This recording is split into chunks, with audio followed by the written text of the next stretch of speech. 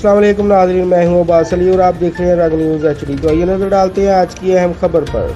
खबर शामिल करते हैं फैसलाबाद से। फैसलाबाद पुलिस ने कार्रवाई करते हुए जाली SSP ऑपरेशन खातून को गिरफ्तार कर लिया। तफसीलात के मुताबिक SHO थाना जहांगीरदार रिजवान शौकत सब इंस्पेक्टर ने एक एप्लीकेशन के सिलसिले में पार्टियों को थाना बुलवाया।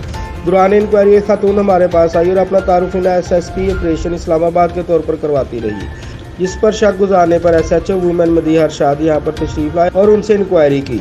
दौरान इंक्वायरी इस खातून ने कुछ डॉक्यूमेंट हमारे पास पेश किए जो कि जाली थे और नोटिफिकेशन भी जाली थे, जिसके मुताबिक ये SSP पास करके ASP की पोस्ट पर इनको ऑफर लेटर मिला था जो कि जाली था। इसके बाद इनके पास निजी यूनिवर्सिटी का स्टूडेंट कार्ड था जो कि वो भी जाली निकला। अभी मजीद तफ्तीश जारी है। मजीद खबरों और अपडेट के लिए देखते रहिए रंग न्यूज़ HD।